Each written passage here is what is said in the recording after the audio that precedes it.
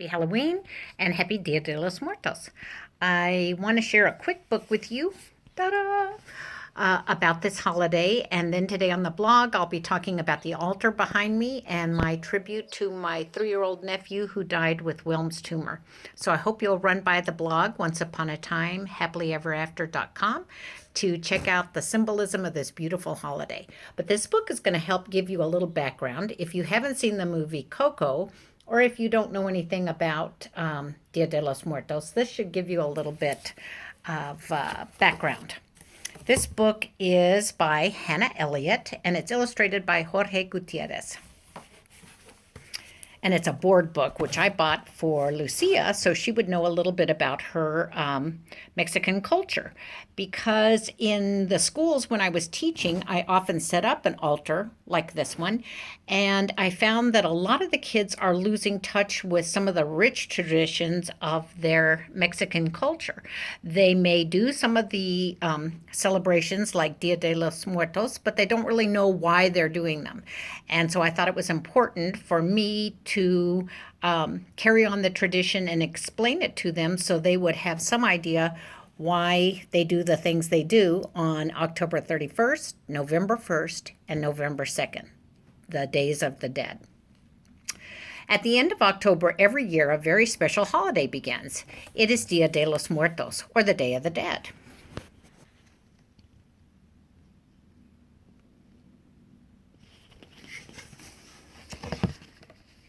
Dia de los Muertos is an ancient tradition celebrated in Mexico and other places around the world.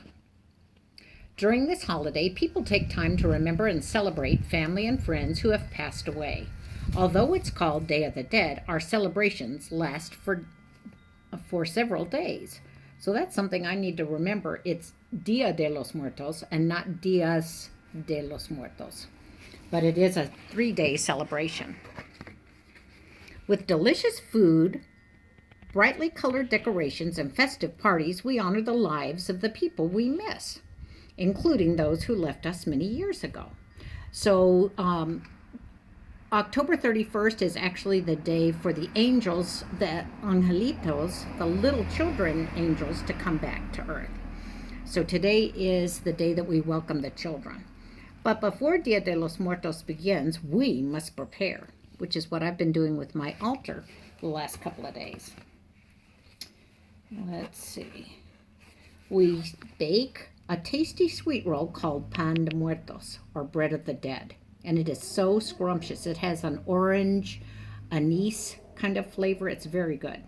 We make atole, a hot drink of masa, water, cinnamon, sugar, and vanilla. We gather flowers, especially cempsúchil, which is a marigold. These are also called flor de muertos, or the flower of the dead. And they are selected because they have such a strong smell that they help lead the angels back to their altar and back to earth. In our homes, we set up altars or alteras, and I've heard them also called ofrendas. We decorate them with offerings or ofrendas. Oh, I guess the things you put on the altar are ofrendas, like candles and flowers. The light of the candles and the smell of the flowers help guide the spirits back to us. On the altar, we also place items that were very important to our loved ones. We gather cherished books and musical instruments and special jewelry. We add their favorite foods and drinks, and we add pictures. I have a lot of Batman things. My nephew loved Chick-fil-A, so I have Chick-fil-A things to remind me of Andrew and to help welcome him back. We surround ourselves with skeletons. We make huge skeletons out of paper mache and teeny tiny skeletons out of clay. We even paint them and dress them up. And a lot of the calaveras or skulls are made of sugar and then decorated with icing. And I was so excited to be able to do that this year at the El Paso Museum of History.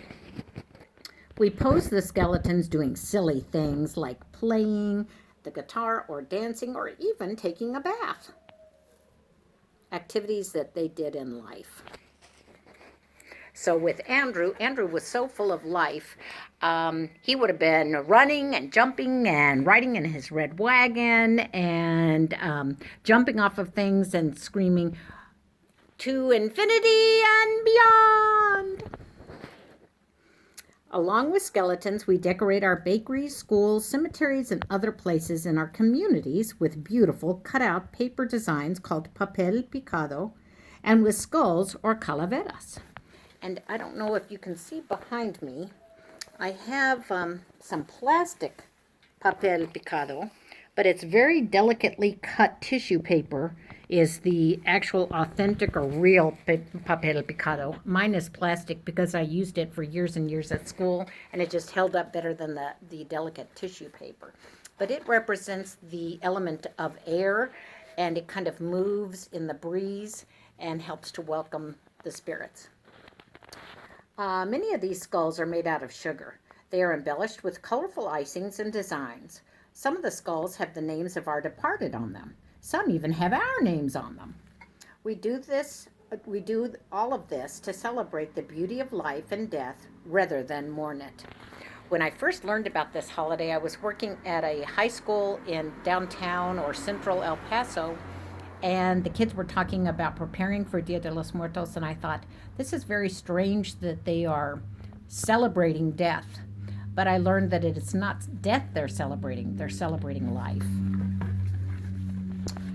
After a few days, many of us visit the cemetery for the last of our celebrations. We clean up the tombstones of our loved ones, we play music, and we tell stories. It is a festive time.